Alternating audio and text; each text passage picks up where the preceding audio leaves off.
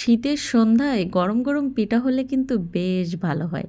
তৈরি করলাম চিতই পিঠা। আসসালামু আলাইকুম, কেমন আছেন সবাই? বেশ সফট হয়েছে পিঠাটা। তো চলুন প্রসেসিংটা দেখে নিই। প্রথমে চালের গুঁড়া নিয়ে নিলাম। এটা কিন্তু শুকনা চালের গুঁড়া।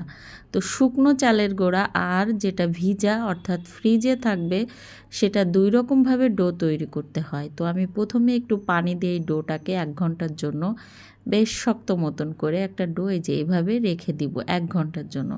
অবশ্যই ১ ঘন্টা অথবা তার বেশি রাখতে হবে। ফিরে আসলাম ১ ঘন্টা পর। তারপরে ভালো করে এটাকে চটকে একটা ডো তৈরি করে নেব সফট।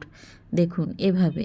এবার আমি এখানে কুসুম গরম পানি ব্যবহার করব। কুসুম গরম পানি দিলে পিঠাটা অনেক সফট হবে। আর আমি আরও একদিন ফ্রিজে রাখা গুঁড়ার পিঠা তৈরি করে দেখাবো ইনশাল্লাহ। তাওয়া বসিয়ে দিয়েছি, পিঠার ডোটাও দিয়ে দিলাম। এবার দেখি পিঠা কেমন হয়। মাশাল্লাহ, পিঠা কিন্তু অনেক সুন্দর হয়েছে। কতটা বুঝতে পারছেন আমি জানি না, বাট এটা কিন্তু অনেক সুন্দর হয়েছে। রসে হোক দুধে হোক যেটাই ভিজাবেন একেবারে পারফেক্ট। ভেজানোর পরে রসে টইটম্বুল হয়ে যাবে।